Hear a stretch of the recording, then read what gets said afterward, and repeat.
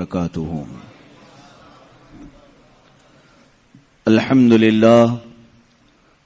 لله الحنان المنان الذي خلق الإنسان وعلمه البيان.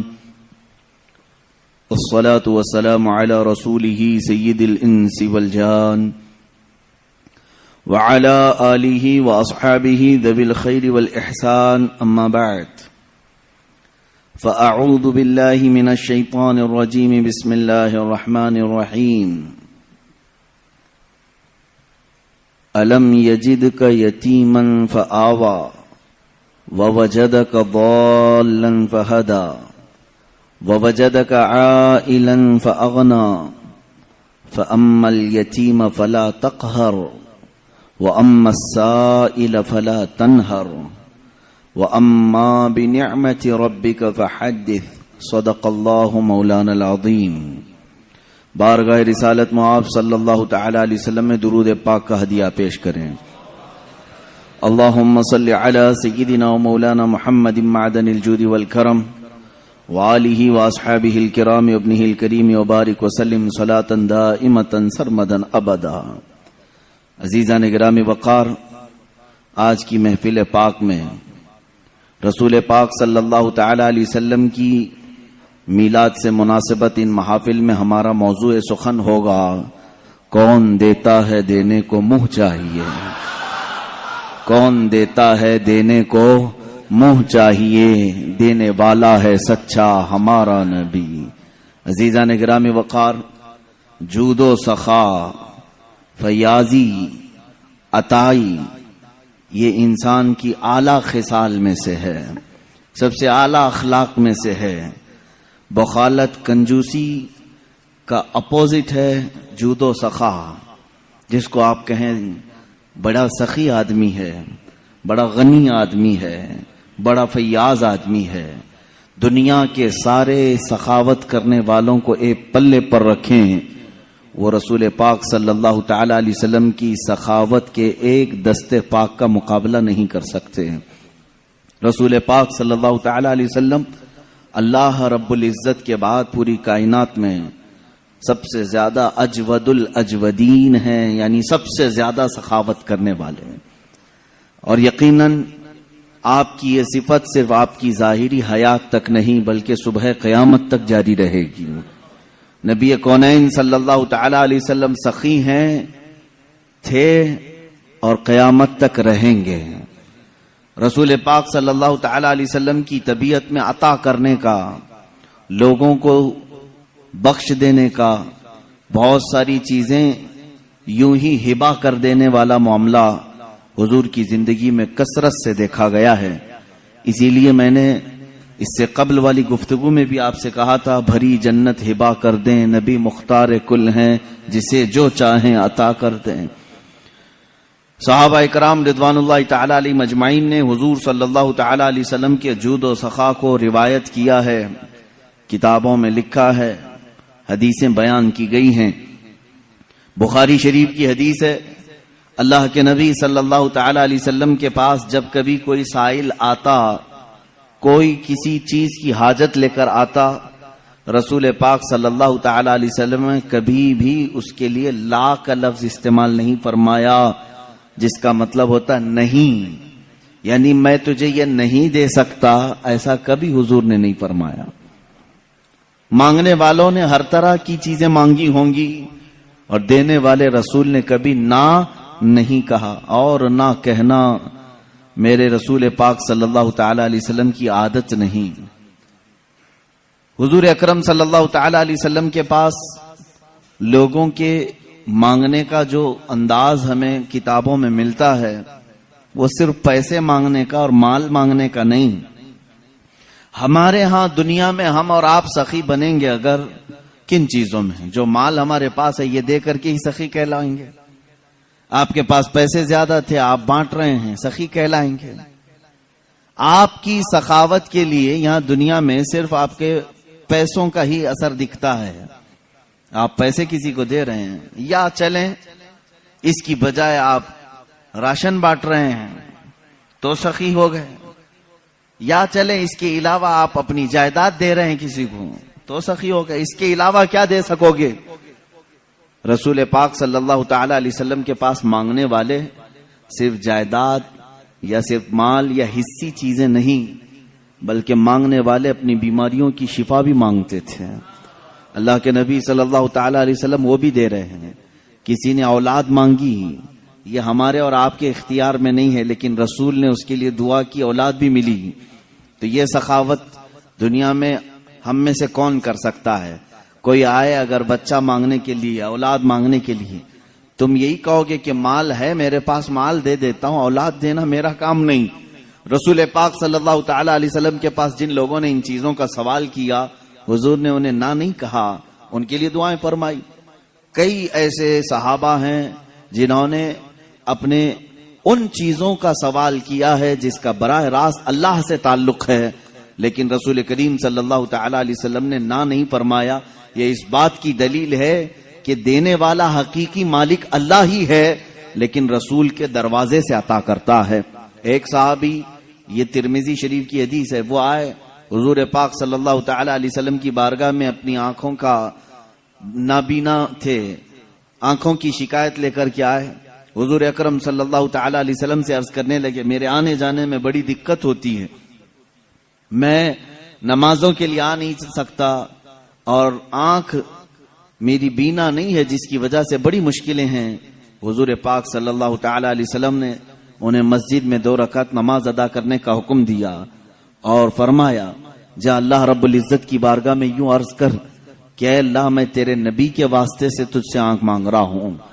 وہ صحابی نے کہا، میں نے ایسے ہی کہا جیسے رسول نے فرمایا تھا، مسجد کے دروازے سے باہر نہیں نکلا تھا کہ میری آنکھیں روشن ہو چکی تھیں۔ اب یہ آنکھ دینا بھی اللہ کے حبیب صلی اللہ تعالی علیہ وسلم کے اختیار میں ہے۔ میرے عزیزو، حقیقی عطا کرنے والا مالک اللہ ہی ہے، لیکن رب تبارک و تعالی مسبب الاسباب ہے، پوری کائنات کو اس نے اسباب میں رکھا ہے۔ اگر کوئی تم سے یہ کہتا ہے یہ تو شرک ہے کسی اور سے مانگنا، اللہ ہی سے مانگنا چاہیے، اللہ ہی دیتا ہے۔ میرے عزیز، اللہ رب العزت کا دستور یہ ہے، وہ کسی بھی چیز کا محتاج نہیں۔ وہ چاہتا تو براہ راست تم کو آسمان سے اتار دیتا، ماں اور باپ کے ہونے کی ضرورت کیوں پیش آئی تمہارے؟ وہ اللہ تعالیٰ پوری کائنات کو اسباب میں رکھا ہے۔ ایک عورت ایک مرد کے اختلاط سے بچہ دنیا میں آتا ہے، یہ سب کو معلوم ہے کہ اللہ ماں اور باپ کا محتاج ہے؟ بغیر ماں باپ کے بھی اللہ بچہ پیدا کر سکتا ہے، لیکن اس نے کائنات کا نظام اسباب پر رکھا ہے۔ تمہیں وہ چاہے تو اناج سیدھے بارش برسا کر کے دے دے، لیکن نہیں، اس نے اسباب پر رکھا ہے کہ تم زمین کے اندر ایک بیج بو گے، وہ کومپل کی شکل میں اگے گا، پھر پودا آئے گا، پھلیاں ہوں گی، اناج آئے گا، پھر کاٹو گے، پھر گھر میں اناج آئے گا۔ یہ اتنے مراحل سے جو گزارا جا رہا ہے، کیا اللہ اس چیز کا محتاج ہے؟ نہیں، محتاج نہیں، لیکن اس کا قانون ہے، وہ دنیا کی تمام چیزوں کو اسباب پر رکھا ہے۔ عزیزان گرامی، اس نے قرآن بھی ہمیں ڈائریکٹ نہیں دیا، چاہتا تو پورے انسانوں کو ایسی قرآن سنا دیتا، نہیں، بلکہ اپنے نبی کے سینے کے واسطے سے قرآن پہنچایا ہے۔ ایمان ہم تک رسول کے ذریعے سے آیا۔ ان تمام چیزوں میں جب تمہیں کوئی شک و شبہ نہیں ہوتا، تو پھر رسول پاک صلی اللہ تعالی علیہ وسلم کی بارگاہ کے متعلق اگر ہم یہ کہیں، وہاں سے شفا بھی مل سکتی ہے، اولاد بھی مل سکتی ہے، مال و متاع بھی مل سکتے ہیں، تو پھر شرک اور بدعت اور خرافات کے فتوے کیوں یاد آتے ہیں؟ یہاں پر بھی یہی فارمولے پہ عمل کرو، دینے والا حقیقی مالک اللہ ہی ہے، لیکن جس طرح وہ بارش برسانے کے لیے فرشتہ رکھا ہے، ہوا چلانے کے لیے فرشتے رکھا ہے، پوری کائنات کو رزق تقسیم کرنے کے لیے اپنا محبوب کیوں نہیں رکھے گا؟ رسول پاک صلی اللہ تعالی علیہ وسلم کا در یقیناً یہ اللہ کا ہی در ہے، بخدا خدا کا یہی ہے در، نہیں اور کوئی مفر مقر جو وہاں سے ہو یہیں آ کے ہو، جو یہاں نہیں تو وہاں نہیں۔ میرے عزیزو، رسول پاک صلی اللہ تعالی علیہ وسلم کی جود و سخا کے متعلق صحابہ کرام نے جو روایات بیان کی ہیں، وہ میں چند روایات کے بعد آگے بڑھتا ہوں، مثالوں کے ذریعے سے، دلائل کے ذریعے سے آپ کو میں بتاتا ہوں۔ حقیقت میں آپ حضور پاک صلی اللہ تعالی علیہ وسلم کی ہر عادت کو سننے کے بعد، اس سے قبل آپ نے سنا ہے حضور حسن و جمال میں بے مثل و بے مثال تھے. حضور پاک صلی اللہ تعالی علیہ وسلم کا رحم کرنے میں کوئی دوسرا ثانی نہیں ہے. حضور پاک صلی اللہ علیہ وسلم کا عدل کرنے میں کوئی دوسرا ہمسر نہیں نظر آتا. ان کے برابر کسی بھی خلق میں، کسی بھی عادت میں کوئی دوسرا نہیں دکھتا. اسی طرح عطا کرنے میں بھی ان کے برابر کوئی دوسرا ملتا ہی نہیں. اخیر میں تم مجبوراً ہو یا مسرورن ہو یہ کہو کہ سب سے اعلیٰ و والا ہمارا نبی، سب سے بالا و والا ہمارا نبی. آپ کو یہ کہنا پڑے گا حضور پاک صلی اللہ تعالی علیہ وسلم سب سے اعلیٰ ہیں. کن چیزوں میں؟ ہر عادت میں، ہر خصلت میں، ہر خلق میں میرے آقا کو اللہ تعالیٰ نے عظیم بنایا ہے. عزیزان گرامی، رسول پاک صلی اللہ تعالی علیہ وسلم کی سخاوت کے متعلق فرماتے ہیں صحابہ، خاص طور پر رمضان کا مہینہ جیسی آتا اللہ کے نبی صلی اللہ تعالی علیہ وسلم اتنا عطا کرتے کہ پورے 11 مہینے میں اتنا نہیں ہو. 11 مہینے کی سخاوت ملا کر رمضان کا مقابلہ نہیں ہوتا.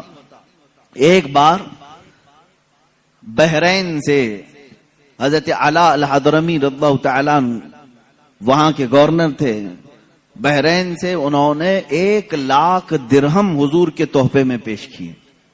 1 لاکھ درہم بہت بڑی قیمت ہوتی ہے. آج کے اعتبار سے 100 کروڑ کے اوپر چلے جائیں. وہ چاندی کے درہم ہوا کرتے تھے. ان کی مالیت، ان کی قیمت بہت زیادہ ہوا کرتی. حضور پاک صلی اللہ تعالی علیہ وسلم کی بارگاہ میں وہ 1 لاکھ درہم آئے. صحابہ فرماتے ہیں حضور اکرم صلی اللہ تعالی علیہ وسلم نے مسجد نبوی کی فرش پر وہ سب بکھیر دیا اور بیٹھے رہے. یہاں تک کہ پورا دن حضور صلی اللہ تعالی علیہ وسلم ان اشرفیوں کے پاس، ان درہموں کے پاس بیٹھے رہے. مدینے والوں کو آواز دیا جاتا رہا. لوگ اپنی اپنی حاجتوں کے مطابق آتے تھے، اپنے تھیلے بھر بھر کر لے جاتے تھے. یہاں تک کہ حضرت عباس رضی اللہ تعالیٰ عنہ آئے. حدیث میں ہے انہوں نے اتنا جمع کیا کہ وہ اٹھا کر لے جا نہیں سک رہے تھے، اٹھا نہیں پا رہے تھے. حضور پاک صلی اللہ تعالی علیہ وسلم سے وہ یہ کہنے لگے کہ یا رسول اللہ صلی اللہ علیہ وسلم کسی سے کہہ دیں کہ یہ میرا بوجھ اٹھا دیں، اور اگر کوئی نہیں اٹھا سکتا تو آپ ہی اٹھا کر کے دے دیں. یہ تھا حضور اکرم صلی اللہ تعالی علیہ وسلم کے عطا کرنے کا انداز. یہاں تک کہ مغرب سے پہلے وہ 1 لاکھ درہم پورے مدینے میں خیرات ہو چکے تھے. 1 لاکھ درہم رسول پاک صلی اللہ تعالی علیہ وسلم نے پورے عطا کر دیے، پورے عطا کر دیے. میرے عزیزو، بانٹنے والا اس زمانے میں جتنا بھی ہو، ہم میں سے کوئی ہو، لیکن سخاوت کے اس اعلی مقام کے ایک چھوٹے سے حد تک ہم نہیں پہنچ سکتے. ہم اپنا پہلے دیکھیں، اس کے بعد، اور حکم بھی یہی ہے. لیکن رسول پاک صلی اللہ تعالی علیہ وسلم ایک مرتبہ آپ کے پاس 10 اشرفیاں آئیں، سونے کی اشرفیاں، اور ان میں سے 6 تقسیم ہو گئی، 4 ابھی نہیں تقسیم ہوئی تھی. حضرت عائشہ صدیقہ رضی اللہ تعالیٰ عنہ فرماتی ہیں وہ 4 گھر میں تھیں تو رات بھر حضور پاک صلی اللہ علیہ وسلم آرام ہی نہیں کیے، صبح تک جاگتے رہے. حضرت عائشہ فرماتی ہیں میں نے عرض کیا یا رسول اللہ صلی اللہ تعالی علیہ وسلم اگر یہ بھی تقسیم کرنا ہے تو صبح کوئی نہ کوئی حاجت مند آ جائے گا، اسے تقسیم کر دیں. حضور اکرم صلی اللہ تعالی علیہ وسلم فرماتے ہیں عائشہ مجھے ڈر لگتا ہے کہیں صبح ہونے سے پہلے میری موت نہ آ جائے اور میرے گھر میں یہ 4 درہم پڑے رہ جائیں. یہ اللہ کے نبی صلی اللہ تعالی علیہ وسلم کے عطا کرنے والا معاملہ تھا. ایک بار حضرت عائشہ صدیقہ رضی اللہ تعالیٰ عنہ فرماتی ہیں یہ آخری زمانہ ہے میرے آقا صلی اللہ علیہ وسلم کا. گھر میں تشریف لائے اور ارشاد فرمانے لگے میری ازواج مطہرات میں سے جس کے پاس بھی سونا یا چاندی ہے اگر وہ چاہے تو اللہ کی بارگاہ میں صدقہ کر دے. اپنی بیویوں کے سونے چاندی کو خیرات صدقہ کرنے کے لیے حضور اکرم صلی اللہ علیہ وسلم نے فرمایا. میرے عزیزو، یہ فرض اور واجب نہیں آپ کے اوپر، لیکن میں میرے نبی کی سخاوت آج عرض کر رہا ہوں، سخاوت عرض کر رہا ہوں. ازواج مطہرات نے پوچھا یا رسول اللہ صلی اللہ تعالی علیہ وسلم کیا آج سے آپ کی بیویوں پر سونا چاندی پہننا حرام ہو گیا؟ کیا ہم گھروں میں سونا چاندی نہیں رکھ سکتی؟ جواب سنیں میرے آقا صلی اللہ علیہ وسلم ارشاد فرماتے ہیں یقیناً تم رکھ بھی سکتی ہو، پہن بھی سکتی ہو. سونا اور چاندی زیورات تمہارے لیے حلال ہیں، رکھ بھی سکتی ہو، پہن بھی سکتی ہو، مگر تمہارے شوہر محمد صلی اللہ تعالی علیہ وسلم اپنے متعلق فرماتے ہیں میرا یہ ارادہ ہے، میری یہ تمنا ہے کہ میں دیکھ رہا ہوں میرا آخری وقت آ چکا ہے، میں اپنے رب کے حضور جانے والا ہوں، تو میری یہ تمنا ہے کہ میں اس حال میں اللہ سے ملاقات نہ کروں کہ دنیا میں میرے گھر میں سونا اور چاندی پڑا ہوا ہو۔ میں سونے اور چاندی کا مالک بن کر کے اللہ کی بارگاہ میں نہیں جانا چاہتا، میں فقیرانہ زندگی میں اللہ کی حضور حاضر ہونا پسند کرتا ہوں۔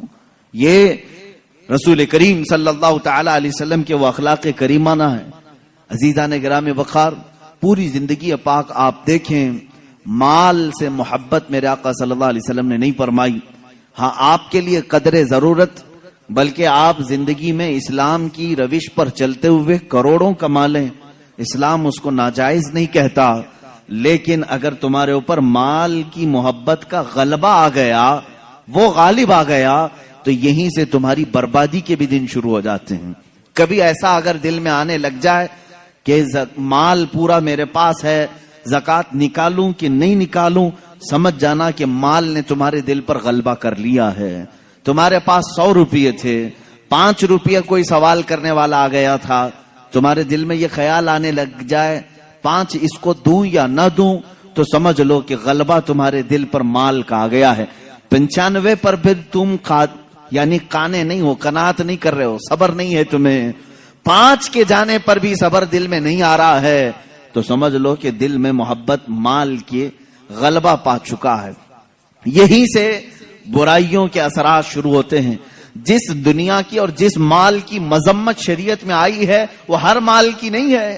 آپ کماؤ، خوب کماؤ، لیکن ایسے ہی جیسے سمندر میں کشتی تیرتی ہے، سمندر میں کشتی تیرتی ہے، جب تک کشتی پانی کے اوپر چل رہی ہے اس کی زندگی، اس کی بقا ہے، لیکن پانی اگر کشتی کے اندر آ گیا تو پانی میں وہ کشتی غرق ہو جاتی ہے، ڈوب جاتی ہے۔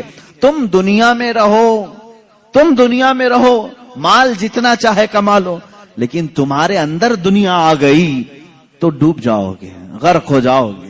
اب یہ کیسے پتا چلے گا کہ میرے اندر دنیا بھر گئی ہے یا نہیں بھری؟ یہ تمہارے اٹھنے والے ہاتھ ہی بتائیں گے، یہ تمہارے دینے والے ہاتھ ہی بتائیں گے کہ جب جب ضرورت مند تمہارے پاس آتا ہے تو تمہارے پاس مال ہونے کے باوجود تم اسے دینے کا خیال کرتے ہو یا نہیں کرتے ہو۔ اگر کچھ بھی دینے کا خیال آیا ہے، اللہ کا شکر بجا لاؤ کہ اللہ نے تمہارے دل کو دنیا کی محبت سے پاک رکھا ہے، تم عطا کرنے والوں میں سے ہو، اور قیامت کے دن لوگوں کو دینے والا اور بانٹنے والا اللہ کا محبوب کہلائے گا، اللہ رب العزت کا وہ محبوب ہوگا، کیونکہ عطا کرنا اللہ کی صفت ہے، اور اس صفت پر جو دنیا میں عمل کرتا رہے گا وہ اللہ کا حبیب کہلائے گا۔ قیامت کے دن وہ پاکوں میں اور انعام پانے والوں میں شمار ہوگا۔ آج ان حالات سے ہم گزر رہے ہیں، ہم دیکھتے ہیں پریکٹیکلی دینے والے جو معاملات ہیں، اگر دل پر تمہارے بوجھ لگتا ہے کسی کو دے کر کے، یا پھر دینے کے بعد احسان جتانے والا جذبہ آتا ہے، سمجھ لو کہ تمہیں دنیا نے جکڑ رکھا ہے، تمہیں دنیا نے اپنے گھیرے میں لے رکھا ہے۔ حضور پاک صلی اللہ تعالی علیہ وسلم کی بارگاہ میں صحابہ نے سوال کیا تھا، دنیا میں طاقتور چیز کیا ہے؟ تو یہ حدیث لمبی ہے، آپ نے فرمایا تھا کہ دنیا میں بہت طاقتور چیز پہاڑ ہیں، لوہا ہے۔ حضور پاک صلی اللہ علیہ وسلم نے فرمایا لوہا ہے۔ صحابہ نے کہا کیا اس سے بھی زیادہ سخت کوئی چیز ہے؟ کہا اس سے زیادہ سخت آگ ہے، آگ لوہے کو بھی جلا دیتی۔ کہا آگ سے بھی زیادہ سخت کوئی چیز ہے دنیا میں؟ کہا پانی ہے، پانی آگ کو بجھا دیتا ہے۔ پانی سے بھی زیادہ طاقت کسی کے پاس ہے؟ آپ نے فرمایا ہوا کے اندر ہے، ہوا دنیا کی سب سے زیادہ طاقتور، اور وہ بڑی بڑی چیزوں کو اکھاڑ پھینکتی ہے اگر جوش میں آ جائے۔ اس کے سامنے کیا درخت، کیا عمارتیں، سب ہیچ ہیں۔ پانی وہ تباہی نہیں لا سکتا جو ہوا لا سکتی۔ پھر صحابہ نے پوچھا کیا ہوا سے بھی زیادہ سخت اور طاقتور کوئی ہے؟ اب اللہ کے نبی صلی اللہ علیہ وسلم نے فرمایا ہاں ایک چیز ہے، اور اس سے زیادہ طاقتور کوئی چیز نہیں۔ پوچھا صحابہ نے وہ کیا ہے؟ حضور پاک صلی اللہ تعالی علیہ وسلم فرماتے ہیں ہواؤں سے زیادہ طاقتور وہ ہاتھ ہے کہ اس سے دے تو دوسرے کو خبر نہ ہو. وہ ہاتھ سب سے زیادہ طاقتور ہے کہ بند مٹھی میں دیا دوسرے ہاتھ کو خبر نہیں ہوئی. وہ دنیا کا سب سے طاقتور ترین ہاتھ ہے. یہ اخلاص کے ساتھ جو اللہ کی بارگاہ میں دیا گیا ہے وہ ہاتھ قیمتی ہے. عزیزان گرامی وقار، سخاوت انسان کے لیے کیا درجہ رکھتی ہے حدیث سے سن لو. حضور صلی اللہ تعالی علیہ وسلم نے فرمایا سخاوت جنت کے درختوں میں سے ایک درخت ہے. کیا ہے؟ درخت ہے سخاوت. سخاوت تو کوئی ہارڈ لفظ میں نہیں کہہ رہا ہوں، سب کو معلوم ہے. دینے والے آدمی کو، اس کو دانی آپ کہتے ہو اپنی زبان میں، بہت دانی ہے، دیالو ہے یا فیاض ہے یا سخی ہے. سخاوت جنت کے درختوں میں سے ایک درخت ہے اور اس کی شاخیں دنیا میں پھیلی ہوئی ہیں. یہ حدیث ہے. حضور صلی اللہ علیہ وسلم فرماتے ہیں اب دنیا میں جس نے اس کی شاخ پکڑ لی، جو دنیا میں سخاوت کیا، گویا کہ اس درخت کی شاخ کو اس نے پکڑ لیا. میرے آقا فرماتے ہیں یہ شاخ اسے اپنی جڑ تک جنت میں لے جائے گی. وہ پکڑ لیا ہے شاخ کو اور یہ شاخ اسے اپنی جڑ جو جنت میں درخت ہے وہاں تک لے جائے گی. اور میرے آقا صلی اللہ علیہ وسلم نے فرمایا بخالت، کنجوسی، مال کو دبا کر کے رکھنا، اس کے بھی 3 درجے ہیں الگ الگ. بخالت الگ الگ قسم کی ہے. ایک بخالت تو یہ ہے کہ اپنے پہ تو خرچہ کرتا ہے لیکن دوسروں کو نہیں دیتا. اپنے پہ خرچ کرتا ہے دوسروں کو نہیں دیتا، یہ بھی بخیل ہے. ایک اس سے بھی اعلیٰ قسم کا بخیل ہے، ڈینجر قسم کا کنجوس، نہ دوسروں پہ خرچ کرتا ہے نہ اپنے پہ خرچ کرتا ہے. وہ پھر کیوں مال کماتا ہے؟ وہ ایسا ہی کتا ہے جو بیل کے چارے پہ بیٹھا ہوا ہے. بیل کے چارے پہ بیٹھنے والا کتا معلوم ہے؟ گھاس پہ. بیل گھاس کھاتا ہے، بکری گھاس کھاتی ہے، لیکن کتا اس چارے پہ بیٹھا ہوا ہے، نہ بکری کو کھانے دیتا ہے نہ خود کھاتا ہے. کتا گھاس نہیں کھائے گا اور نہ بکری کو کھانے دے گا. اس طرح بہت سارے کتے بیٹھے ہوئے ہیں. اب لفظ اگر سخت لگ رہا ہے تو معاف کریں، لیکن یہ حقیقت ہے. جو اس طرح کے مال پر جمے بیٹھے ہوئے ہیں وہ اسی کتے کی طرح ہیں جو نہ خود کھا سکتے ہیں نہ دوسرے کو کھانے دیتے ہیں. تو یہ بخالت کا اعلیٰ درجہ ہے. اور یہ کیا ہے بخالت؟ حدیث پاک میں ہے بخالت دوزخ کے درختوں میں سے ایک درخت ہے، جہنم کے درختوں میں سے ایک درخت ہے. اس کی شاخیں دنیا میں پھیلی ہوئی ہیں. جس نے کنجوسی کی، جس نے بخالت کی، اس نے اس بخالت کے درخت کی شاخ کو پکڑ لیا. اب یہ شاخ اسے اپنے جڑ جہنم تک لے کر جائے گی، وہ دوزخ تک اسے لے جائے گی. بخیل آدمی دوزخ میں لے جائے گا. حدیث ہے السخی قریب من اللہ وقریب من الملائکۃ وقریب من الناس وبعید من النار. حضور فرماتے ہیں سخی آدمی اللہ سے قریب ہے، فرشتوں سے قریب ہے، جنت سے قریب ہے، تمام انسانوں سے قریب ہے، دوزخ سے دور ہے. والبخیل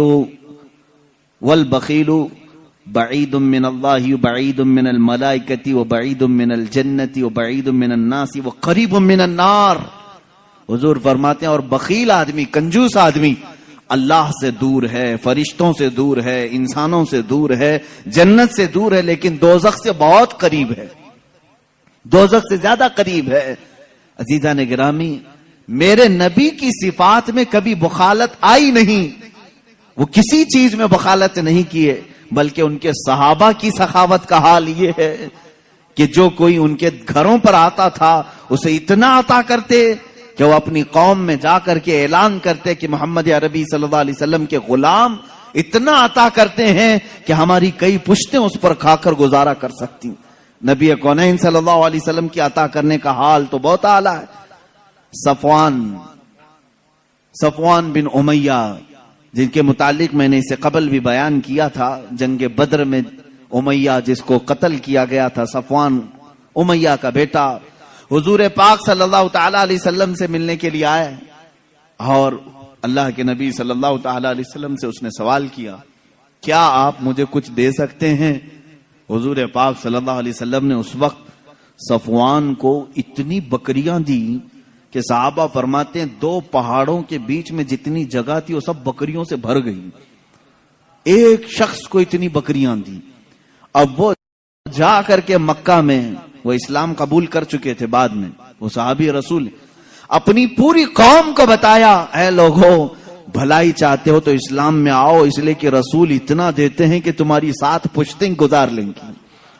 محمد صلی اللہ علیہ وسلم اتنا دیتے ہیں کہ تمہاری 7 پشتیں کھا کر آرام سے گزارا کریں گی. حضور اکرم صلی اللہ تعالی علیہ وسلم کی زندگی پاک میں جب کبھی کسی نے آپ سے کسی چیز کا سوال کیا اور اگر اس وقت آپ کے پاس نہ رہا مال تو کیا حضور منع کر کے کل کے لیے ٹال دیتے؟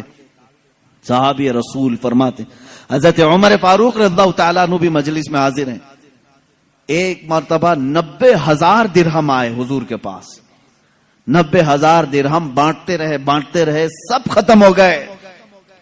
ایک عورت تاخیر سے آئی، اس نے کہا یا رسول اللہ صلی اللہ علیہ وسلم میں مدینے کی غریب عورت ہوں، سنا ہے آج مال بانٹا جا رہا ہے، مال تقسیم کیا جا رہا ہے، مجھے بھی کچھ عطا کریں.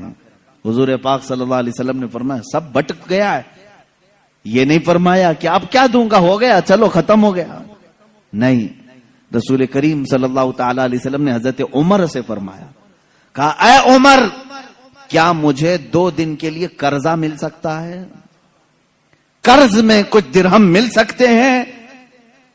کہا رسول پاک صلی اللہ تعالی علیہ وسلم نے ایک شخص سے قرض لیا، قرض لے کر کے اس خاتون کو جتنی ضرورت تھی وہ پورا مال دیا اور قرض خواہ سے کہا کہ تیرا ذمہ میرے اوپر ہے، میں تیرا قرض ادا کروں گا. ایک مرتبہ نہیں کئی مرتبہ ایسے معاملات آئے. اللہ کے نبی صلی اللہ تعالی علیہ وسلم کے پاس اگر کوئی اس حال میں آیا کہ آپ کے پاس کچھ نہیں ہو، آپ نے قرض لیا اور اسے نہ نہیں کہا. نہ کہنا میرے رسول کی عادت ہی نہیں. حضور پاک صلی اللہ تعالی علیہ وسلم نے اسے عطا کیا. حضرت ابو ہریرہ رضی اللہ تعالیٰ عنہ کا حال سنیں. سیدنا ابو ہریرہ یہ وہ صحابی ہیں جو اصحاب صفہ میں سے تھے. اصحاب صفہ ان صحابہ کو کہتے ہیں جو اپنا گھر بار سب چھوڑ کر کے بارگاہ رسول میں رہتے تھے. مسجد نبوی سے لگ کر کے ایک کٹا تھا جس پر ایک چھوٹی سی چھت بنائی گئی تھی چھپر کی، اس کے نیچے 70 صحابہ رہتے تھے. ان کا گھر بھی وہی تھا، ان کی کل جہاں وہی تھی. ان کا کھانا پینا کیا تھا؟ حضور پاک صلی اللہ تعالی علیہ وسلم کی بارگاہ میں کچھ بھی صدقہ آ جائے تو یہی 70 صحابہ کو حضور پیش کر دیتے. حضور صدقہ نہیں استعمال فرماتے. حضرت ابو ہریرہ فرماتے ہیں ایک مرتبہ ایسا ہوا کہ 2 دن تک کھانے کو کچھ آیا ہی نہیں، کچھ نہیں ملا.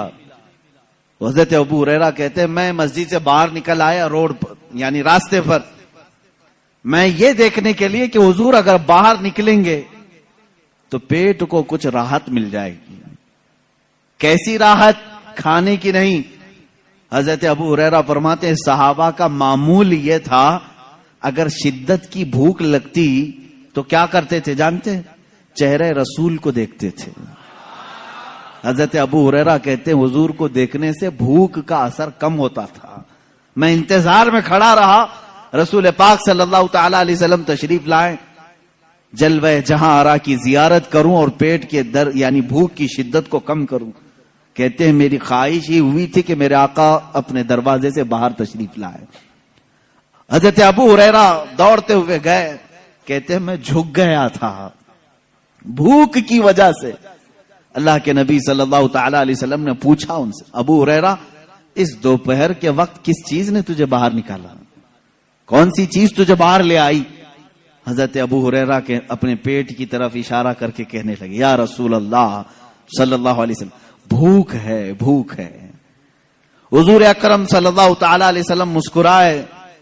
حضرت ابو ہریرہ فرماتے ہیں اللہ کے نبی صلی اللہ علیہ وسلم نے اپنا جبہ اٹھایا اور دکھایا تو اس پر 2 پتھر بندھے ہوئے تھے. حضرت ابو ہریرہ نے پوچھا یا رسول اللہ صلی اللہ علیہ وسلم یہ کس کے لیے؟ میرے آقا صلی اللہ علیہ وسلم نے فرمایا ابو ہریرہ پچھلے 3 دن سے میرے گھر میں بھی فاقہ ہی ہے لیکن اس پر بھی مسکراہٹ ہے، شکوہ و شکایت نہیں. فاقہ تو میرے آقا کا شوق تھا، ورنہ وہ مالک و مختار رسول ہیں، ان کے لیے دسترخوان جنت سے اتارے جائیں۔ فاقہ میرے آقا کا شوق تھا۔ حضور پاک صلی اللہ تعالی علیہ وسلم جب یہ کہتے ہیں تو حضرت ابو ہریرہ نے کہا ان کے گھر میں 3 دن سے فاقہ ہے، میں تو 2 دن سے بھوکا تھا، اب کیا کہوں؟ لیکن یہاں پر بھی نہ کہنا میرے آقا کی عادت نہیں۔ ابو ہریرہ سے کہا چلو تمہارا کچھ نہ کچھ انتظام کریں گے۔ لے کر کے راستے سے چلے تو حضرت ابو بکر و عمر بھی مل گئے، وہ دونوں بھی بھوکے تھے، وہ بھی بھوک کی وجہ سے ہی باہر نکلے تھے۔ حضور صلی اللہ تعالی علیہ وسلم ان ساتھیوں کو لے کر سیدھے ابو ایوب انصاری کے مکان پر آئے، میزبان رسول تھے۔ اللہ کے نبی صلی اللہ تعالی علیہ وسلم ان کے گھر پر اکثر جایا کرتے تھے۔ وہ کتنے خوش نصیب صحابہ ہیں جن کے گھر کائنات کا آقا آتا ہو۔ حضور صلی اللہ تعالی علیہ وسلم خود تشریف لے آتے۔ حضرت ابو ایوب انصاری گھر پر تھے، دیکھا حضور پاک تشریف لائے۔ حضور نے خود پوچھا کہ ابو ایوب گھر میں کھانے کا کچھ ہے؟ انہوں نے کہا اے اللہ کے نبی صلی اللہ تعالی علیہ وسلم پکا تو کچھ ہے نہیں، آپ حکم فرما دیں تو ایک بکری کا بچہ ہے اسے ذبح کر دوں۔ حضور اکرم صلی اللہ علیہ وسلم نے حکم فرمایا، بکری ذبح ہو گئی۔ اب یہاں پر دیکھیں یہ صحابہ حضور کے ساتھ دسترخوان پر ہیں، بکری ذبح ہوئی صحابی رسول کے گھر میں۔ حضرت ابو ایوب یہ کبھی نہیں سوچتے تھے ایک ہی بچی ہے وہ بھی مہمان آ گئے، بلکہ وہ جب بھی حضور تشریف لاتے وجد میں آتے تھے، اپنی خاتون سے کہتے تھے کہ آج میری کامیابی کا دن ہے، آج ہمارے اوج ہیں، آج ہمارے مقدر جاگے ہوئے ہیں۔ حضرت ابو ایوب کے گھر کھانے سالن بنا گوشت کا۔ حضرت ابو ہریرہ فرماتے ہیں کہ گوشت کے سالن کے انتظار میں ہم تھے، کافی بھوکے تھے، بھوک کتنی لگی ہوئی تھی، لیکن دسترخوان پر جب سالن بن کر کے آیا، میرے عزیزو یہ رسول پاک کا وہ گھرانہ ہے جو پوری کائنات کو نوازتا ہے، لیکن خود اللہ کے حبیب صلی اللہ تعالی علیہ وسلم نے سادگی کو پسند فرمایا ہے۔ یہ آپ کا فخر تھا۔ دسترخوان پر سالن آیا، حضرت ابو ہریرہ اس وقت تک یہ سوچتے تھے شاید میرے سے زیادہ بھوکا کوئی نہیں ہوگا، میرے سے زیادہ کوئی بھوکا نہیں رہے گا۔ جب سالن ڈالا جانے لگا تو میرے آقا صلی اللہ علیہ وسلم نے ایک اور کٹوری منگوائی، سالن کو نصف کیا اور کہا جاؤ میری بیٹی فاطمہ کے گھر دے آؤ، اس لیے کہ پچھلے 9 دن سے وہ فاقے میں ہے۔ اللہ اکبر، یہ لجپال گھرانہ، سخی گھرانہ، نہ کہنا ان کی عادت نہیں۔ قرآن نے تو ان کی فضیلت میں آیت نازل کی، وَيُطْعِمُونَ الطَّعَامَ عَلَى حُبِّهِ مِسْكِينًا وَيَتِيمًا وَأَسِيرًا۔ آپ نے سنا ہوگا سیدہ کائنات فاطمہ الزہرا کے گھر میں روزے سے تھے سارے لوگ، ایک دن ایک یتیم آیا 5 روٹیاں دے دی، دوسرے دن ایک قیدی آیا 5 روٹیاں دے دی، ایک مسکین آیا اسے 5 روٹیاں دی، 3 دن تک صرف پانی پر وہ افطار کرتے رہے۔ اس سخاوت کے درجے کو میں سمجھتا ہوں پوری دنیا نہیں پہنچ سکتی، پوری کائنات نہیں پہنچ سکتی۔ حاتم طائی کی جو سخاوت مشہور ہے، کوئی مجھے یہ نہیں بتا سکتا کہ حاتم طائی خود بھوکا رہ کر لوگوں کو دیا ہو۔ ہاں، خود کا گھر ٹھیک ٹھاک تھا، کھا پی کر کے دوسروں کو دیا جا رہا تھا، لیکن رسول پاک کی سخاوت میں یہ اثر آپ کو دیکھنے کو ملے گا۔ اللہ کے نبی صلی اللہ تعالی علیہ وسلم نے فقر کو اختیار کیا، لیکن امت کو ہمیشہ مالدار دیکھا، امت کے نصیبے کو ہمیشہ بلند فرمایا۔ جو نہ بھولا ہم غریبوں کو رضا، یاد اس کی اپنی عادت کیجیے۔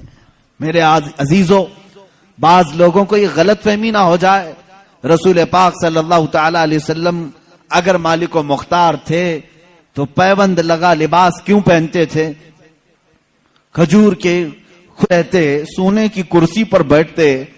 آپ مجھے بتاؤ اس سنت پر اگر امت کو عمل کرنا ہوتا تو کیا کرتی؟ حضور کی ہر سنت پر عمل کرنے کی خواہش امتی کی ہے یا نہیں؟ میرے آقا جیسے جیسے کرتے تھے اس کو سنت کہتے ہیں۔ اگر رسول پاک بڑے عالیشان محل بناتے اور سونے کی کرسی لیتے تو مجھے بتاؤ اس سنت پر کتنے لوگوں کا عمل ہو سکتا تھا؟ حضور کی پوری زندگی ایسی عادتیں ہیں کہ بغیر چھت والا غریب بھی میرے آقا کی سنت پر عمل کر سکتا ہے۔ حضور کی سنتوں پر عمل کرنا ہر امت کے لیے آسان ہے. اسی لیے میرے آقا صلی اللہ تعالی علیہ وسلم نے ہائی پروفائل کی زندگی اختیار نہیں کی کیونکہ امت پر دشوار نہ ہو, امت میری اداؤں پہ اور سنتوں پہ عمل کرنے میں دشواری محسوس نہ کرے. اب آئیں اللہ کے نبی صلی اللہ تعالی علیہ وسلم جو بے انتہا عطا کرتے تھے, بے حساب نوازتے تھے, اس کی چند مثالیں میں عرض کروں. بارگاہ رسالت مآب صلی اللہ تعالی علیہ وسلم سے کس کو کیا ملا ہے یہ وہ لوگ بتائیں گے جن کو ملا ہے. صحابہ اکرام رضوان اللہ تعالی علیہم اجمعین کی عادت یہ تھی, بیمار ہوں تو رسول پاک کے پاس آ جاتے, اپنی پیٹ کے درد کی شکایت لے کر آئے, کوئی آنکھوں کی نابینا ہونے کی شکایت لے کر آئے, کوئی زبان کے گونگا ہونے کی شکایت لے کر کے آئے, اور ہر ایک کو میرے آقا صلی اللہ علیہ وسلم نے عطا کر کے بھیجا ہے. پیٹ کے درد والے کو پیٹ کے درد سے شفا, اور گونگے کو زبان, نابینا کو آنکھیں, لنگڑے شخص کو پاؤں. یہ تمام چیزیں رسول کریم صلی اللہ تعالی علیہ وسلم کے دربار سے عطا کی گئی. اب مسئلہ یہاں آتا ہے, اب جب ہم یہ بیان کرتے ہیں رسول سخی تھے, بے حساب عطا کرتے تھے, تو کچھ لوگ کہتے ہیں ہمیں ایکسپٹ ہے اس چیز کا, ہم مانتے ہیں, لیکن وہ ان کی زندگی میں تھا, اب تو وہ قبر میں جا چکے, اب وہ قبر میں جا چکے, اب تم مت مانگو. تو اس لیے اب میں اپنے ٹاپک کو بعد وفات حضور کی سخاوت پر ہی کہنا چاہوں گا. حضور کی وفات کے بعد وہ کیا کیا عطا کرتے ہیں. میرے عزیزو, مثالیں یہاں ہمارے پاس جتنی موجود ہیں کتابوں میں, حضور کی حیات سے زیادہ وفات کے بعد کی ہیں, کیونکہ میرے آقا صلی اللہ تعالی علیہ وسلم اپنی ظاہری حیات میں 63 سال تک رہے, لیکن وفات ہو کر کے اب 14 صدیاں قریب آ گئی ہیں, یعنی 1390 سال سے زیادہ قریب ہو گئے. اللہ کے حبیب صلی اللہ تعالی علیہ وسلم کی اتنے لمبے عرصے میں کیا امت کو کبھی کچھ نہیں ملا وہاں سے؟ جس کو نہیں ملا ہوگا وہ الگ بات ہے, لیکن جن کو ملا ہے وہ وقت کے تاجدار ہیں, محدثین ہیں, فقہاء ہیں, علماء ہیں, جن کے جھوٹ بولنے کے متعلق کبھی امت تصور نہیں کر سکتی. اتنے سارے لوگوں نے روایات کیا ہے میرے آقا صلی اللہ تعالی علیہ وسلم کی عطا کے سلسلے میں. حافظ الحدیث محمد ابن منقدر رضی اللہ تعالیٰ بڑے حدیث کے حافظ ہیں. حافظ کہتے ہیں جس کو 1,00,000 سے زیادہ حدیثیں یاد ہوں, یہ محدث ہیں. حافظ محمد رحمہ اللہ یہ فرماتے ہیں مدینہ طیبہ میں ہم رہتے تھے, میرے باپ کے پاس ایک شخص نے 80 دینار یا 80,000 جو بھی ہے 80 دینار امانت کے طور پر رکھا, اور وہ تجارت کی غرض سے یا پھر کسی کام کی غرض سے باہر چلا گیا, اور اس نے میرے باپ سے کہا تھا کہ جب میں آ جاؤں تو مجھے میری امانت واپس کر دینا, لیکن جب تک تیرے پاس ہے چاہے تو استعمال کر لینا. اجازت اگر دیا ہے امانت دار تو آپ امانت کا استعمال کر سکتے ہیں, لیکن جب وہ واپس آئے تو اسے امانت لوٹا دی جائے. حافظ الحدیث محمد رحمہ اللہ فرماتے ہیں میرے باپ کو 80 دینار دیے اس شخص نے, اور پھر وہ چلا گیا. میرے والد نے ضروریات کے مطابق خرچ کر لیا. انہوں نے سوچا وہ لمبا وقت لگے گا آنے کے لیے, اسے تقریباً پورے 80 دینار خرچ ہو گئے. اتفاق ایسا کہ وہ بہت جلدی واپس آ گیا, اور اس نے سوال کیا کہ میں نے جو امانت آپ کے پاس رکھی تھی وہ مجھے واپس دیتے ہیں. یہ حافظ الحدیث مدینہ طیبہ میں رہنے والے حضور صلی اللہ تعالی علیہ وسلم کی وفات کے کئی سو سال بعد تشریف لائے, کئی دہائیوں کے بعد تشریف لائے. اب یہ کہتے ہیں میرے والد گھبرا گئے کہ میں اس کی امانت کو کیسے لوٹاؤں. 80 دینار اسی وقت فوراً لا کر کے پیش کرنا یہ معمولی بات نہیں تھی. آپ نے کہا مجھے 1 دن کا وقت دے دے, کل تک میں انتظام کرنے کی کوشش کرتا ہوں. اب ان کو شرمندگی لاحق ہو گئی, میں نے اس کی امانت کا استعمال کر لیا, بدنام نہ ہو جاؤں, اور انتظام کروں تو کہاں سے کروں. حافظ الحدیث رحمہ اللہ فرماتے ہیں میرے باپ سیدھے قبر رسول کے پاس آ گئے, روضہ رسول کے پاس بیٹھ کر رونے لگے, اور میں نے دیکھا ظہر سے عصر تک, عصر سے مغرب تک, مغرب سے عشاء, عشاء سے فجر تک وہ وہیں قبر رسول کے پاس بیٹھے رہے, روتے تھے. بار بار بارگاہ رسول صلی اللہ تعالی علیہ وسلم سے اتنا کہتے تھے کہ میرے آقا میری عزت کی حفاظت کر لیں، میری لاج رکھ لیں، میں نے وہ امانت خرچ کر دی، اب میرے پاس دینے کی طاقت نہیں۔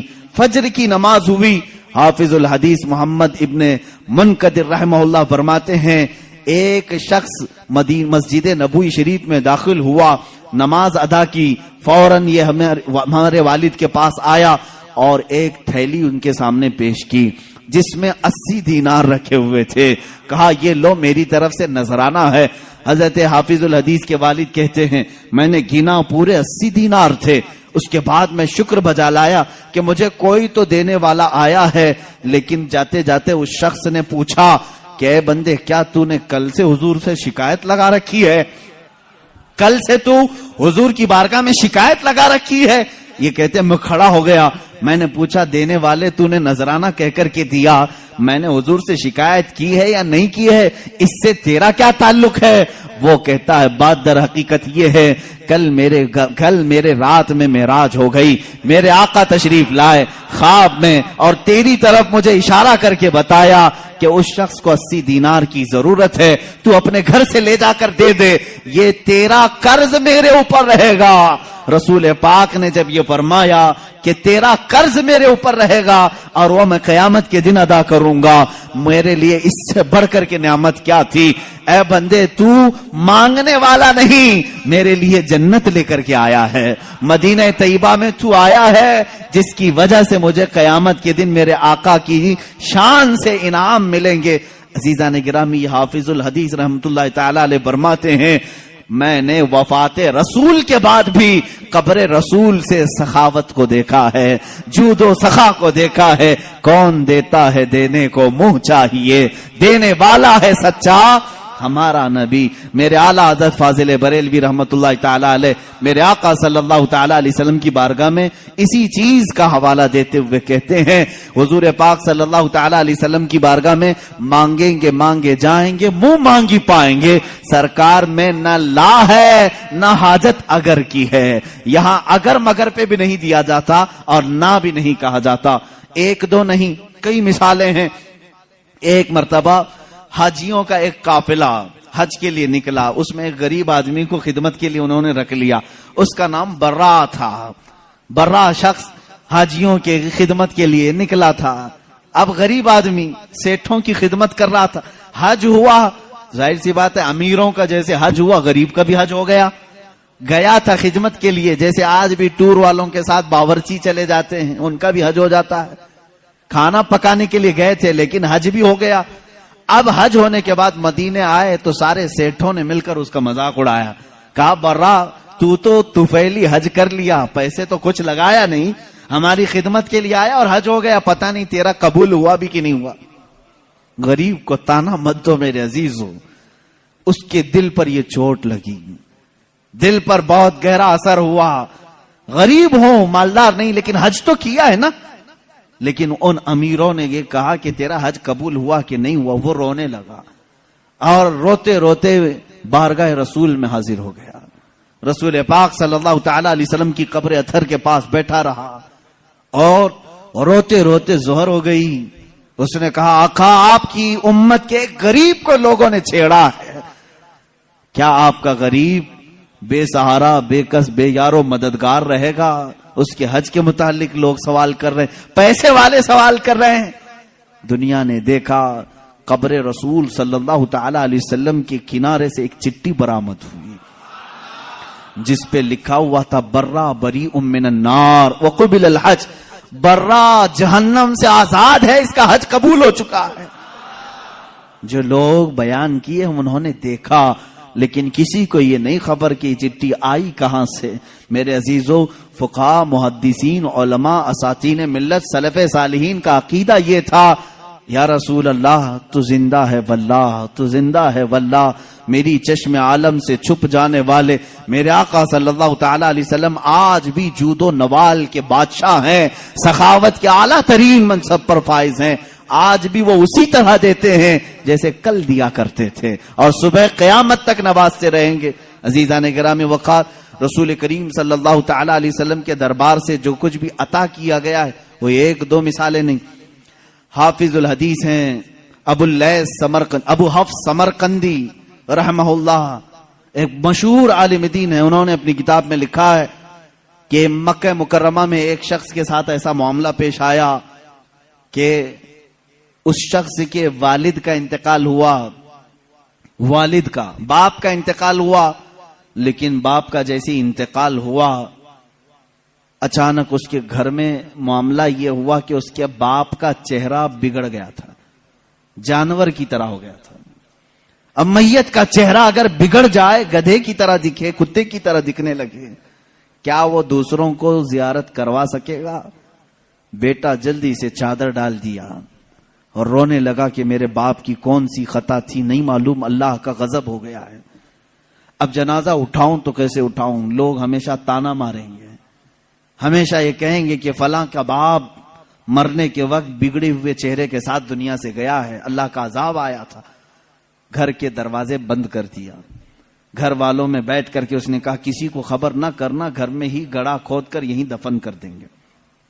روتے ہوئے چادر ڈال کر بیٹھا ہے، وہ بیٹا بڑا غمگین تھا۔ تھوڑی دیر کے بعد گھر کے پیچھے والے دروازے کا کواڑ کھلتا ہے، ایک بزرگ گھر کے اندر آتے ہیں، ان کے چہرے پر چادر ہے، وہ سیدھے چلتے چلتے اس مرے ہوئے آدمی کے پاس آئے، چادر ان کے سر سے ہٹائی، اپنا ہاتھ اس کے چہرے پر پھیرا، پھر چادر ڈال دی اور اس بیٹے کے پاس آئے، پوچھا کہ کیا بات ہے، کیوں غم کر رہا ہے، کیوں رو رہا ہے؟ کہا آپ کون ہیں، کہاں سے آئے؟ میں تو نہیں جانتا، لیکن بات تو یہ ہے کہ میرے باپ انتقال کر گئے، ان کا چہرہ بگڑ گیا ہے، میں اسی غم میں رو رہا ہوں، اور آپ خدا کے واسطے کسی کو نہ بتائیں۔ آنے والے بزرگ نے کہا جا دیکھ تیرے باپ کا چہرہ تو سلامت ہے۔ وہ کہتا ہے میں جا کر اٹھا، چادر کو ہٹایا تو میرے باپ کا چہرہ تو چاند کی طرح چمک رہا تھا۔ ابھی میں اسی خوشی میں غم کے مارے پہلے رو رہا تھا، اب خوشی کے مارے آنسو آ گئے۔ اے اللہ تو نے میرے باپ کی عزت رکھی، میرے گھر کی عزت رکھی، میں ابھی اسی غم اسی خوشی کے آنسوؤں میں تھا۔ آنے والے وہ بزرگ واپس جا چکے تھے، دروازے تک پہنچے تھے، میں دوڑتے ہوئے گیا، ان کا دامن پکڑا، آپ نے یہ مجھ پر احسان کیا، آپ فرشتے ہو یا اللہ کے ولی ہو، کون ہو جو میرے گھر پر اتنا بڑا احسان کیا؟ آنے والے بزرگ نے کہا انا محمد رسول اللہ صلی اللہ علیہ وسلم، کہا میں محمد اللہ کا رسول ہوں۔ حضور پاک صلی اللہ تعالی علیہ وسلم نے فرمایا تیرے باپ کے انتقال کے وقت بات یہ تھی کہ اس کی ایک اچھی عادت تھی، تیرے باپ کی ایک اچھی عادت یہ تھی، یہ اس وقت تک سونے کے لیے بستر پر نہیں لیٹتا تھا جب تک رات میں 100 مرتبہ مجھ پہ درود نہیں بھیجتا تھا۔ ہر رات 100 مرتبہ یہ درود بھیجتا پھر سوتا، لیکن اس کی ایک خطا تھی، ایک گناہ تھا اس کا، لیکن باپ کا گناہ میں بیٹے کو نہیں بتاؤں گا۔ میرے آقا صلی اللہ تعالی علیہ وسلم نے چھپایا، اس گناہ سے اللہ ناراض تھا جس کی وجہ سے اس کا چہرہ بدل گیا۔ یہ مکہ مکرمہ کی بات ہے، مکہ مکرمہ کی بات ہے، اس کی وجہ سے اس کا چہرہ بدل گیا۔ تیرے باپ کا روزانہ پڑا ہوا درود جو فرشتہ میرے بارگاہ تک پہنچاتا ہے، اس فرشتے نے مجھے خبر کی کہ اے اللہ کے رسول آپ کے فلاں غلام کے ساتھ غضب ہو گیا ہے، اللہ نے عذاب نازل کیا، اس کا چہرہ بگڑ گیا ہے۔ اے رسول پاک وہ بندہ روزانہ آپ پر 100 بار درود بھیجتا تھا، کرم فرمائے۔ حضور فرماتے ہیں میں اسی وقت چل کر تیرے گھر آیا، تیرے باپ کا چہرہ بگڑا تو تھا مگر میں نے میرے مولا سے سوال کیا، اے اللہ تیرے حبیب پر درود بھیجنے والا اس کے چہرے کو اگر تو سلامت نہیں رکھے گا تو آنے والے لوگ تانا دیں گے کہ رسول پر درود بھیجنے والا بھی نہیں بچ پایا، اے مولا تو میرے ذریعے سے اس کے چہرے کو سلامت کر دے۔ اللہ نے میری دعا قبول کی، میں نے اس کے چہرے پر ہاتھ رکھا، اللہ نے تیرے باپ کے چہرے کو چمکتے چاند کی طرح کر دیا۔ وہ عطا کرنے پر آئیں تو بے حساب عطا کریں۔ بعد وفات کی بات میں کر رہا ہوں، یہ ظاہری زندگی کی بات نہیں، وفات ہو کر کئی سال ہو چکے تھے تب کی بات ہے۔ اسی لیے تو ہم عاشقوں کا یہ کہنا ہے، یا رسول اللہ سنا ہے آپ ہر عاشق کے گھر تشریف لاتے ہیں، میرے گھر میں بھی ہو جائے چراغاں یا رسول اللہ، میرے دل میں بھی ہو جائے چراغاں یا رسول اللہ۔ میرے آقا آؤ کہ مدت ہوئی ہے تیری راہ میں آنکھیاں بچھاتے بچھاتے، بڑے دن ہوئے ہیں میرے آقا گھر کو سجاتے سجاتے۔ اللہ کے نبی صلی اللہ تعالی علیہ وسلم کا انتظار کرو اے مسلمانوں، چاہے ہماری زندگی اس پہ فنا ہو جائے، ختم ہو جائے، دید کے لیے ترستے رہو، اور اسی انتظار میں تمہاری زندگی کٹنا چاہیے۔ اب کی رات آئیں کہ تب کی رات آئیں، جب یہ راتیں زندگی کی کٹ جائیں، وہ رات تو ضرور آئے گی جو قبر کی پہلی رات ہوگی، وہاں تو دیدار کرو گے انشاءاللہ، لیکن اس دیدار کے انتظار میں اپنی زندگی کاٹو۔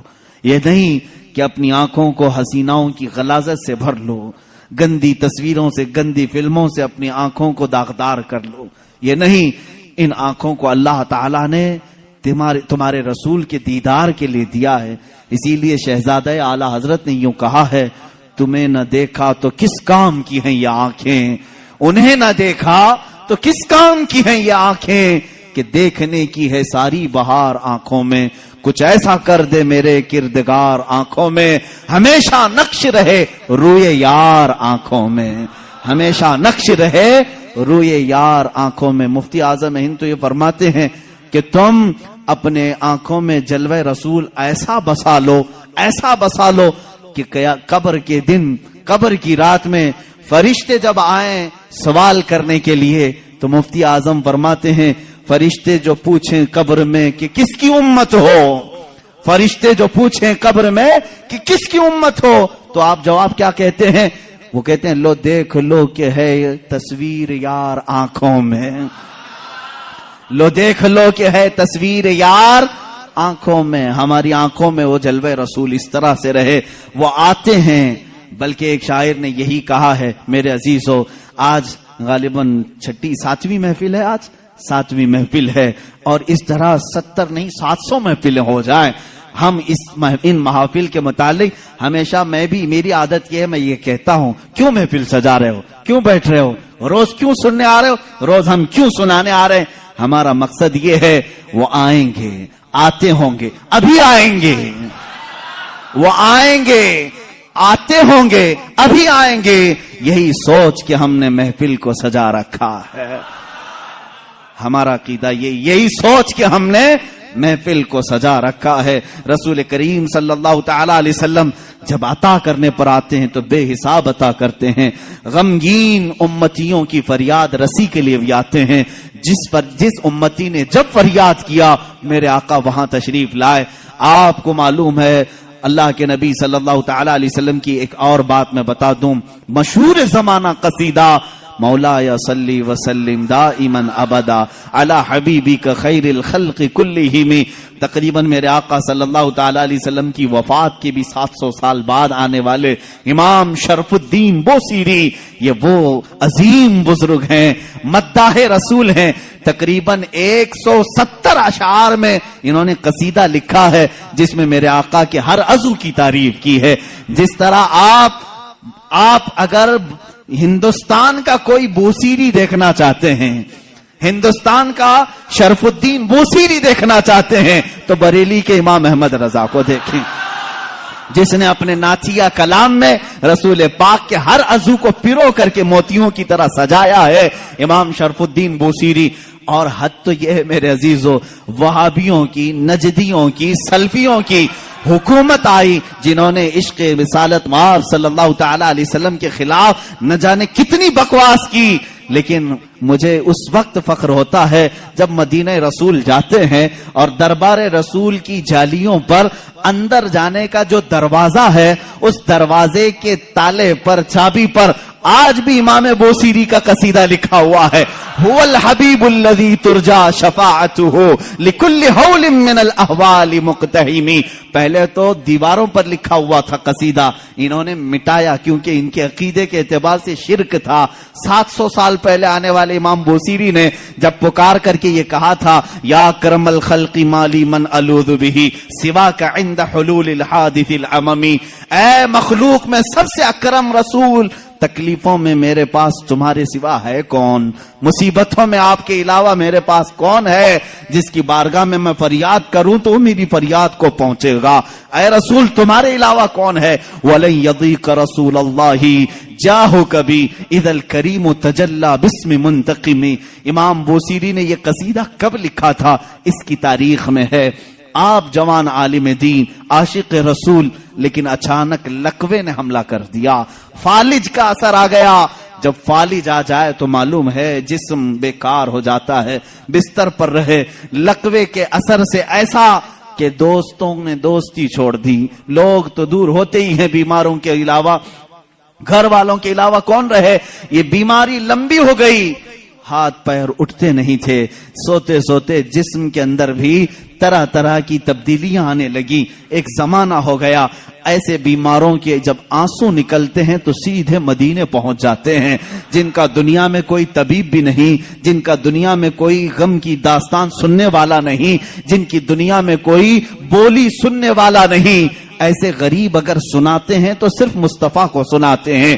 اس لیے کہ عاشقوں نے یہی کہا، یا رسول اللہ نہ کوئی عمل ہے سنانے کے قابل، نہ منہ ہے تمہارے دکھانے کے قابل، لگاتے ہیں اس کو بھی سینے سے آقا جو ہوتا نہیں منہ لگانے کے قابل۔ میرے آقا اس کو بھی سینے سے لگاتے ہیں، اس غریب کی بپتا بھی سنتے ہیں۔ امام بوصیری نے لکھنا شروع کیا، امن تذکر جیران بذی سلمی مزجت دمعا جرا من مقلت بدمی ام حبت الرع من تلقاء کاظمت او اومض البرق فی الظلماء من اظمی۔ یہ قصیدہ لکھتے لکھتے لکھتے لکھتے آنسوؤں کی لڑیاں اتنی کہ بستر نم ہو گیا، آنکھیں لگ گئیں، بیداری کے عالم میں لکھ رہے تھے، آنکھیں لگ گئی، نیند آ گئی۔ اور اس وقت خواب میں میرے آقا تشریف لائے، کہا اے بوصیری کیا تو نے مجھے یاد کیا ہے؟ جب بھی امتی درد دل سے یاد کرے میرے آقا تشریف لاتے ہیں۔ امام شرف الدین بوصیری لکھ رہے تھے قصیدہ کہاں سے؟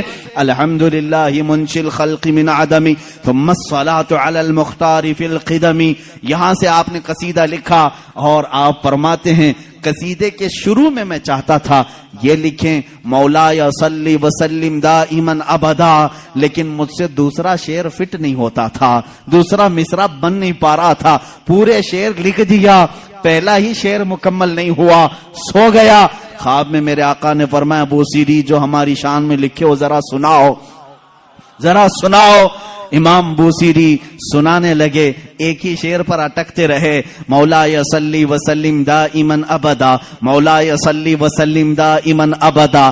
آگے کا آقا نہیں آ رہا ہے، میرے آقا نے فرمایا بوصیری اس آگے والا مصرع میری طرف سے رکھ لو، علی حبیبی کا خیر الخلق کلہم۔ دنیا کا یہ قصیدہ ہے امام شرف الدین بوصیری کا، جس کا پہلا شعر ان کی طرف سے ہے، دوسرا شعر مصطفیٰ جان رحمت کی طرف سے ہے۔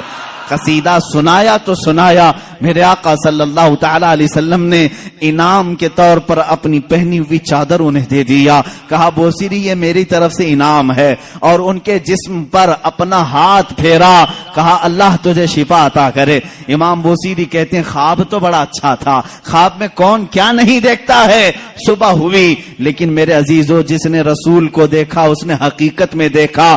اللہ کے نبی فرماتے ہیں فَإِنَّهُ لَا يَتَمَثَّلُ بِيَ الشَّيْطَانِ، اس لیے کہ شیطان میری صورت میں آ ہی نہیں سکتا۔ جس نے رسول کو دیکھا اس نے حقیقت میں دیکھا۔ امام بوصیری فرماتے ہیں صبح اٹھا تو بھینی بھینی خوشبوئیں گھر میں تھی، مہکی مہکی ہوائیں تھی، میں نے سوچا خواب تو خواب ہوتا ہے، لیکن جب میں نے گود میں دیکھا تو رات میں عطا کی ہوئی چادر بھی موجود تھی، وہ چادر بھی موجود تھی، اور اس کے بعد اٹھنے کی کوشش کیا تو میں دیکھ رہا ہوں ہاتھ بھی سلامت، پیر بھی سلامت، جسم بھی سلامت، نہ کوئی لقوا ہے نہ کوئی فالج ہے۔ یہ رسول پاک کا دربار ہے جس کو امام عشق و محبت اعلی حضرت نے فرمایا میرے کریم سے گر قطرہ کسی نے مانگا، میرے کریم سے گر قطرہ کسی نے مانگا، دریا بہا دیے ہیں، دریا بہا دیے ہیں، کون دیتا ہے دینے کو منہ چاہیے، دینے والا ہے سچا۔ میرے عزیزو کسی کی جے وجے کیوں پکاریں، کیا غرض ہم کو، ہمیں کافی ہے سید اپنا نعرہ مانگیں گے مانگے جائیں گے، منہ مانگی پائیں گے، سرکار میں نہ لا ہے نہ حاجت اگر کی ہے، واہ کیا جود و کرم ہے شہ بتہا تیرا، نہیں سنتا ہی نہیں مانگنے والا تیرا۔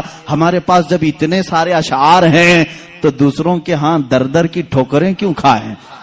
ہم ادھر ادھر کی ٹھوکریں کیوں کھائیں؟ پھر کے گلی گلی تباہ ٹھوکریں سب کی کھائی کیوں؟ دل کو جو عقل دے خدا۔ تقریباً اعلی حضرت یاد کیے جائیں گے، صبح قیامت تک سنیوں میں اعلی حضرت کو یاد کیا جائے گا۔ بریلی کے امام نے ہی ہمیں رستہ مدینے کا دکھایا ہے۔ ہر مصیبت میں مانگو رسول پاک سے، ہر بے کسی کے عالم میں پکارو اسی رسول کو۔ حالے بریلی کے امام نے ہمیں نمازوں کے بعد سلام میں بھی یہی سکھایا ہے، جب سلام میں پیش کرو تو یوں ہی کہو یا رسول اللہ تم ہو حفیظ و مغیث، کیا ہے وہ دشمن خبیر؟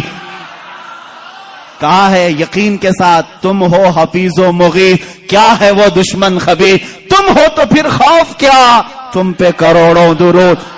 اعلی حضرت نے ہمیں یہی سکھایا ہے۔ کس سے مانگنا چاہیے؟ رسول پاک سے۔ یہاں مانگنا شرک نہیں، جو رسول پاک کے پاس مانگا وہ اللہ سمجھ کر کے نہیں مانگ رہا ہے، بلکہ اللہ والا سمجھ کر مانگ رہا ہے، اللہ کا عطا کرنے والا رسول سمجھ کر کے مانگ رہا ہے۔ ہم تو سلام میں بھی یہی پیش کرتے ہیں میرے آقا صلی اللہ تعالی علیہ وسلم کی بارگاہ میں کہ آقا آپ ہی ہمارا سہارا ہیں، آپ ہی ہمارے بے کسی کے وقت مددگار ہیں۔ آؤ سعادت الدارین کی ایک روایت میں تمہارے سامنے پیش کرتا ہوں اور میں سمیٹتا ہوں گفتگو کو، کون دیتا ہے دینے کو منہ چاہیے، یہی ہمارا عنوان سخن ہے۔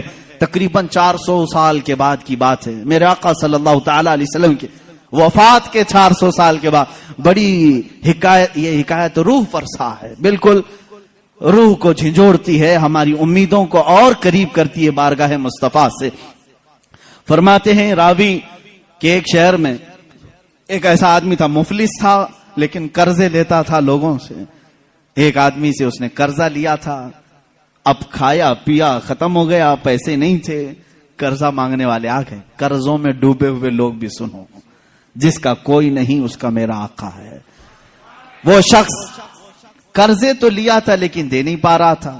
اب جو قرض خواہ آدمی ہے اس نے دھمکیاں دی، نہیں دیا، اس کے بعد اس نے مقدمہ کر دیا قاضی کے پاس، کورٹ میں طلب ہوا۔ کورٹ میں جانے کے بعد قاضی صاحب نے پوچھا کہ اس کا تیرے اوپر قرضہ ہے؟ کہا ہاں ہے۔ کب ادا کرے گا؟ کہا دیکھ رہا ہوں۔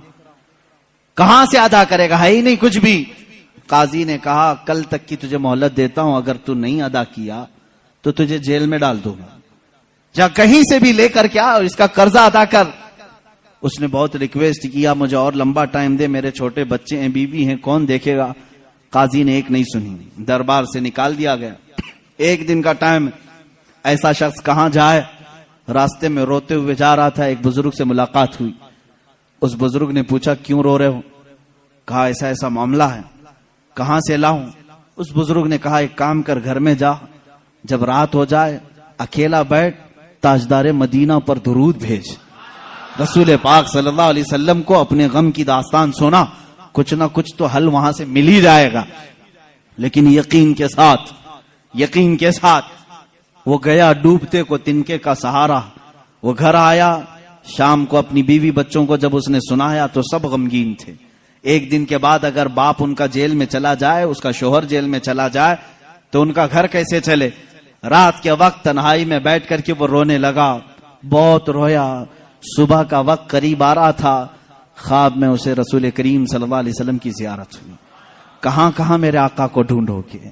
میرے آقا نے سچ فرمایا ابغونی فی ضعفائکم، تمہارے غریبوں میں، کمزوروں میں مجھے تلاش کرو۔ رسول پاک نے خود فرمایا تمہارے غریبوں میں میں مل جاؤں گا۔ اللہ کے حبیب صلی اللہ علیہ وسلم نے اس سے کہا کیوں روتا ہے، کیوں غم کرتا ہے؟ اس نے کہا قاضی نے مجھے دھمکی دی ہے، کل تک اگر نہیں ادا کروں گا جیل میں ڈال دیا جائے گا، مجھے ابھی قرضے کے لیے اتنے مال کی ضرورت ہے۔ اللہ کے نبی صلی اللہ تعالی علیہ وسلم ارشاد فرماتے ہیں اے بندے ایک کام کر، شہر چلا جا، شہر میں جو بادشاہ کا وزیر ہے وہ میرا عاشق ہے، وہ میرا چاہنے والا ہے، اس سے جا کر کہہ دے تجھے جتنی ضرورت ہے وہ تجھے مال دے دے گا۔ وہ تجھے پیسے دے دے گا. اب یہ غریب آدمی ہے, وزیر کا دربار بڑا دربار, اس نے خواب میں یہ پوچھ بھی لیا, آقا اگر وہ مجھ سے سوال کرے تجھے رسول پاک نے بھیجا ہے تو میں کیا دلیل میں بات کروں گا, دلیل میں کیا چیز پیش کروں گا. حضور پاک نے یہ تک بھی بتا دیا, فرمایا اس کا ایک راز ہے جو میرے علاوہ کوئی نہیں جانتا, میں تجھے بتاتا ہوں, اس سے جا کر کے کہہ دینا اگر وہ تجھ سے سوال کرے کہ تیرے پاس کیا دلیل ہے تجھے رسول نے بھیجا, تو اتنا ہی کہنا کہ اے وزیر روزانہ تم سونے سے پہلے, صبح سورج کے نکلنے سے پہلے 1000 بار اپنے نبی پر درود بھیجتے ہو, اور کل کی رات بھول گئے درود نہیں بھیجے, کل کی رات تم نے درود نہیں بھیجا, یہ کہہ دینا اسے. یہ بندہ گیا صبح اٹھ کر کے اس وزیر کے دربار میں, بڑا عالی شان دربار تھا, گیا ملاقات کا ٹائم لے کر اس وزیر سے کہا میں ایسا ایسا غریب آدمی ہوں, مقروض ہوں, مجھے مال کی ضرورت ہے, اللہ کے نبی نے تمہارے پاس بھیجا ہے. وہ غصے میں آیا, کہا فقیروں کی اب یہ عادت ہو گئی کہ مانگنے کے لیے اللہ کے نبی کا نام لینے لگے کہ رسول نے بھیجا. اس نے کہا نہ, میں جھوٹ نہیں کہہ رہا ہوں, مجھے رسول پاک نے یہ بھی بتایا ہے کہ تم روزانہ 1000 بار حضور پر درود بھیجتے ہو. وہ اپنی کرسی سے اچھل آیا اور اس نے کہا یہ بات تو میری بیوی کو تک خبر نہیں ہے, کسی کو نہیں معلوم. کہا کیا کہا رسول پاک نے؟ کہا کہ کل تم بھول گئے تھے درود نہیں بھیجے. اس نے کہا حقیقت میں میرے آقا نے سچ فرمایا, کوئی زندگی کی ایک رات آج تک میری قضا نہیں ہوئی, کل میری زندگی میں ایسا دن آیا کہ میں درود نہیں پڑھ سکا, بہت رویا, اپنے خزانے کے پاس لے جا کر اسے کھڑا کر دیا, اے غریب آدمی تجھے جتنے مال کی ضرورت ہے لے جا, بس میرا دل آج سے مطمئن ہوا کہ میرا درود رسول تک پہنچ رہا ہے, میرے آقا کی نظر میں ہے, میں میرے آقا کو منا لوں گا, میں میرے آقا سے صلح کر لوں گا, لیکن تو میرے لیے خوشخبری کا قاصد بن کر آیا ہے, تو میرے لیے خوشی کا پیغام لے کر آیا ہے, تجھے جو چاہے لے جا. اس غریب نے کہا نہ, مجھے جتنی ضرورت ہے اتنا لیتا ہوں, اتنا ہی مال لیا, دوڑا دوڑا خوشی سے آیا. کہاں آیا؟ عدالت میں. قاضی بھی تھے, قاضی سے کہا قاضی صاحب قرض خواہ کو بلاؤ, آج سینہ چوڑا تھا, مال موجود تھا, جس کا حساب ادا کروں گا. قاضی کے پاس وہ قرض خواہ آئے, لیکن محفل جمی تھی. اسی وقت قاضی نے کہا بیٹھ جا, تھوڑا ٹھنڈا ہو جا, سکون لے لے. تھوڑی دیر کے بعد قاضی نے بالکل ہی یہاں الگ ہی معاملہ کر دیا. قاضی نے کہا یہ غریب جس کا قرضہ دینا ہے وہ سب کھڑے ہو جائیں, بتائیں کتنا قرضہ ہے. سبوں نے کہا اتنا ہے. قاضی نے کہا یہ نہیں, میں اپنی جیب سے ادا کروں گا, میں ادا کروں گا اس کا قرضہ. یہ غریب کھڑا ہوتا ہے, کہتا ہے کل تو جیل کی دھمکی, کل تو آپ بند کرنے کی دھمکی دے رہے تھے, آج میری طرف سے قرضہ ادا کرنے کی بات. قاضی کہتے ہیں کل تک میں تجھے نہیں پہچانتا تھا, کل جب رات گیا مصطفیٰ کریم کی زیارت ہوئی, میرے آقا نے تیری طرف اشارہ کر کے مجھے بتایا کہ اے قاضی تیرے پاس دنیا کی بہت دولت ہے, اس ایک غریب کا قرضہ تو اپنی جیب سے ادا کر, میں کل تجھے جنت کے محلات بدلے میں ادا کروں گا. اے غریب نہ تو مال نہیں دے گا, میں ہلکے میں سودا نہیں کروں گا, مجھے رسول نے بشارت دی ہے, میں تیرا مال اپنی جیب سے ادا کروں گا. جب یہ قاضی کی باتیں سننے لگے سارے قرض خواہ کھڑے ہوئے. کہا جب یہ آدمی اتنا افضل ہے کہ بارگاہ رسول میں مقبول ہے, ہم گواہی دیتے ہیں کہ ہم نے سب قرضہ معاف کر دیا, اب بھی اگر اسے چاہے تو ہم سے لے سکتا ہے. کون دیتا ہے دینے کو منہ چاہیے, کون دیتا ہے دینے کو منہ چاہیے, دینے والا ہے سچا ہمارا نبی. اتنا دیا سرکار نے مجھ کو جتنی میری اوقات نہیں, یہ تو ان کا کرم ہے ورنہ مجھ میں تو ایسی بات نہیں. عزیزان گرامی, آج جو ہم اس مقام پر ہیں یہاں پر بھی ہم فخر سے یہی کہتے ہیں یا رسول اللہ اتنا دیا سرکار نے مجھ کو جتنی میری اوقات نہیں, یہ تو ان کا کرم ہے ورنہ مجھ میں تو ایسی بات نہیں. آپ خود دیکھو اللہ کے نبی نے تمہیں, ان کے صدقے میں اللہ نے تمہیں کیا کیا نہیں دیا ہے. یہ رسول کی سخاوت نہیں ہے تو اور کیا ہے. آج بھی مانگنے کا سلسلہ باقی رکھو, لیکن اس کے در سے نہیں, دربار رسالت سے مانگیں گے. کیوں؟ ان کے ہم غلام ہیں, انہی سے مانگیں گے. غلام اپنے آقا سے مانگتا ہے تو اچھا لگتا ہے, اب ایک اور روایت میں عرض کرتا ہوں، حضرت علا ابن مبارک، بعض روایت میں جلا ابن مبارک رحمہ اللہ تابعی ہیں، یہ فرماتے ہیں مدینے میں پہنچا تھا حضور پاک صلی اللہ تعالی علیہ وسلم کے مدینے پہنچا، بھوکا تھا، کچھ بھی کھانے کے لیے نہیں تھا، پیسے بھی ختم ہو گئے تھے، مسجد نبوی میں گیا، دوپہر کا وقت تھا، وہ بھوک کی وجہ سے شدت سے تکلیف ہو رہی تھی، سو گیا یہ کہہ کر کے یا رسول اللہ تمہارا مہمان ہوں، آپ ہی کھلائیں، کس سے مانگوں، کون دے گا مدینے میں، اور مدینے میں آ کر دوسروں سے مانگوں اچھا بھی نہیں لگتا، آپ کے ہوتے ہوئے کس دربار پر میں جاؤں؟ حضور پاک صلی اللہ تعالی علیہ وسلم کی بارگاہ میں سوال کیا، سو گیا۔ میرے عزیزو کتنی مثالیں میں تمہارے سامنے رکھوں، یہ فقہائے امت محدثین اور بزرگوں کی بات میں کر رہا ہوں، عام بندوں کی نہیں۔ حضرت شیخ علا فرماتے ہیں میں نے خواب میں دیکھا قبر رسول سے حضور پاک صلی اللہ تعالی علیہ وسلم تشریف لا رہے ہیں، آپ کے ایک ہاتھ میں روٹی ہے اور ایک ہاتھ میں شہد ہے، ہاتھ میں روٹی اور شہد ہے، اور کہتے ہیں ابن مبارک تجھے بھوک لگی ہے، تو مدینے میں آیا، میرا مہمان ہے، یہ روٹی اور شہد لگا کر کھا لے۔ کہتے ہیں میں جلدی سے بڑھ کر ہاتھ سے روٹی لے لیا، شہد لگا کر کھاتا رہا، آدھی روٹی کھایا تھا، کب؟ خواب میں بعد وفات رسول، حضور کی ظاہری زندگی کی بات نہیں کر رہا ہوں، وفات کے کئی سو سال بعد کی بات، اور خواب میں حضور کھلا رہے ہیں، روٹی کھلا رہے ہیں، شہد کھلا رہے ہیں۔ کہتے ہیں عصر کا وقت ہو گیا، مؤذن نے اذان دینا شروع کیا تو مسجد میں جو بھی سوئے ہوں گے اٹھا دیے جاتے ہیں، کسی نے پیر پکڑ کر کھینچ کر مجھے اٹھا دیا، میں جھٹکا لے کر اٹھا تو دیکھا آدھی روٹی اور شہد اب بھی میرے ہاتھ میں موجود ہے۔ کون دیتا ہے دینے کو منہ چاہیے، دینے والا ہے سچا ہمارا نبی۔ عزیزان گرامی وقار، اس طرح کی بے شمار مثالیں ہیں۔ آخری بات میں عرض کرتا ہوں، سراج الامہ تاج الامہ امام اعظم ابو حنیفہ رضی اللہ تعالیٰ عنہ فرماتے ہیں رسول پاک صلی اللہ تعالیٰ علیہ وسلم کی بارگاہ میں جب جانا ہوا تو آپ نے حضور کی شان میں ایک نعت لکھی، ایک قصیدہ لکھا، یا سید السادات جئتک قاصدا ارجو رضاک واحتمی بحماک۔ یہ قصیدہ لمبا قصیدہ ہے، کہتے ہیں میں نے کسی کو نہیں سنایا، لکھ کر کے رکھ لیا، بارگاہ رسول میں جا کر کے سناؤں گا، حضور کے دربار میں پہلے سناؤں گا۔ امام اعظم ابو حنیفہ رحمہ اللہ سفر کر کے مدینے پہنچتے ہیں، صبح کا وقت ہے، اذان سے پہلے مسجد نبوی میں مؤذن جو اذان دینے کے لیے اونچی جگہ کھڑا ہوتا ہے، کہتے ہیں وہاں مؤذن کھڑے ہو کر اذان سے پہلے یہ گنگنا رہا ہے، یا سید السادات جئتک قاصدا ارجو رضاک واحتمی بحماک۔ امام اعظم کہتے میرے شیر لیک ہو گئے، میری نعت لیک ہو گئی، پہلے سے مؤذن مسجد نبوی کا سنا رہا ہے، اسے کیسے خبر ہوئی؟ کہتے ہیں یہ کسی نے پہلے سے لکھ رکھا تھا، یہ کس کی نعت ہے؟ یہ تو میں نے لکھی ہے۔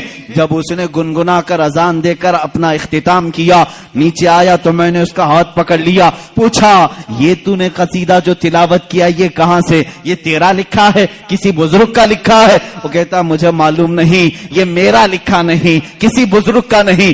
کل خواب میں نے مصطفیٰ کریم صلی اللہ علیہ وسلم کو دیکھا، اللہ کے نبی صلی اللہ علیہ وسلم کی محفل سجی تھی، اس محفل میں یہ قصیدہ پڑھا جا رہا تھا کہ رسول فرما رہے تھے کل میرا ایک چاہنے والا آئے گا اور میری قبر پہ یہ سنائے گا۔ میں نے وہ اشعار سن لیے، یاد کیا، وہ سنا سے آج میں نے تلاوت کی۔ میرے آقا صلی اللہ علیہ وسلم اپنے غلاموں کو کتنا نوازتے ہیں، جو جائے اسے اس کے اعتبار سے نوازتے ہیں، جو جس حیثیت سے جائے حضور نے اس کو اس حیثیت سے نوازا ہے۔ لیکن ایک شان یہ ہے میرے آقا کی، ایک شان ہے، میں اور آپ کسی کو دے دیں تو کیا کہیں گے؟ جا اللہ تیرا بھلا کرے۔ ہاں، بلکہ ہم یہ نہیں کہتے، دینے کے بعد یہ کہتے ہیں میاں دعا کر دینا ہمارے لیے، یہ ہے نا۔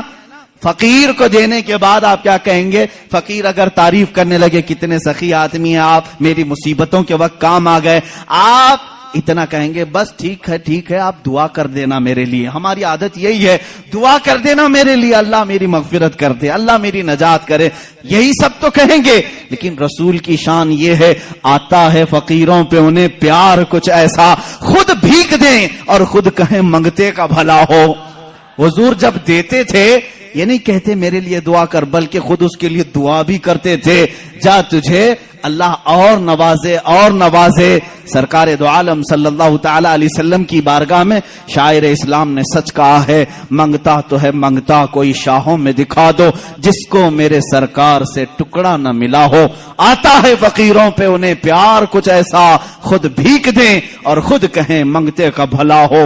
عزیزان گرامی وقار, آج کی اس دردناک کیفیت میں میں ہمارا ماوا و ملجا, ہمارا مسکن اور ہمارا فریاد رس تمہیں بتانا چاہتا ہوں. تم درد درد کی ٹھوکریں آج کھا رہے ہو, مجبور ہو, ذلیل ہو گئے ہو, خار ہو. اس کی وجہ وجہ ہے کہ رسول پاک کے دربار میں لو لگانا چھوڑ دیا. وہ صحابہ تھے, پیر میں سوجن آ جائے تب بھی کہتے تھے واہ محمد آ, یا محمد آ, اے محمد صلی اللہ علیہ وسلم مدد کے لیے آ جائیں. ان کے پیر میں شفا یابی مل جاتی, پیر صحیح ہو جاتا. اے امت مصطفیٰ کے غیور نوجوانوں, آج میں تم سے یہ کہنا چاہوں گا, دنیا تمہیں خریدنے کی کوشش کر رہی ہے, چند سکوں میں, چند پیسوں میں. کوئی اتنا دے کر اپنا بنا لے, کوئی کچھ دے کر اپنا بنا لے, لیکن تمہاری شان یہ ہونی چاہیے, مجھے جہاں سرکار سے ملتا ہے اتنا کوئی دوسرا دے ہی نہیں سکتا, اور میں بازار مصطفیٰ کا غلام ہوں. میرے آقا نے مجھے جو خرید کر کے انمول کیا ہے, میری کوئی دنیا میں قیمت نہیں لگا سکتا. اب تمہارے پاس ایک ہی راستہ ہے, ایک ہی ذریعہ ہے. بہت ساری عورتیں سوال کرتی ہیں, بہت سارے مرد سوال کرتے ہیں, بچے ہیں, کسی کو کینسر ہے, کسی کو خطرناک بیماری ہے, کوئی قرضوں میں ڈوبا ہوا ہے, کوئی اولاد کے معاملے کو لے کر پریشان ہے, کوئی جائیداد میں, کوئی مقدموں میں, کوئی جیل میں. دنیا کی ہر پریشانی کا علاج یہ ہے, بارگاہ مصطفیٰ کی طرف لو لگاؤ, میرے آقا سے سفارش کرو, التجا کرو. ایک بار وہ لب ہلا دیں, میرا رب رحیم و کریم ہے, اپنے نبی کی لاج رکھے گا. تمہاری حیثیت نہیں دیکھی جائے گی, تم کتنے نمازی ہو, کتنے زکاتی ہو, کتنے بڑے حاجی ہو, یہ نہیں دیکھا جائے گا, بلکہ مولا یہ دیکھتا ہے میرے حبیب نے اس بندے کی سفارش کی ہے, یہ جیسا بھی ہے تیسا بھی ہے, اسے غموں سے آزاد کر دیا جائے. اخیر میں امام اہل سنت فاضل بریلوی رضی اللہ تعالیٰ عنہ کے اسی شعر پر اپنی گفتگو کو ختم کرتا ہوں. یا رسول اللہ, تمہارے دربار میں پوری امت کی میری جانب سے یہ التجا ہے, تیرے ٹکڑوں پہ پلے, غیر کی ٹھوکر پہ نہ ڈال. یا رسول اللہ, تیرے ٹکڑوں پہ پلے, غیر کی ٹھوکر پہ نہ ڈال. جھڑکیاں کھائیں کہاں, چھوڑ کے صدقہ تیرا. یا رسول اللہ, تو جو چاہے تو میل میرے دل کے دھلیں, تو جو چاہے تو میل میرے دل کے دھلیں, کہ خدا دل نہیں کرتا کبھی میلا تیرا. وآخر دعوانا الحمدللہ رب العالمین.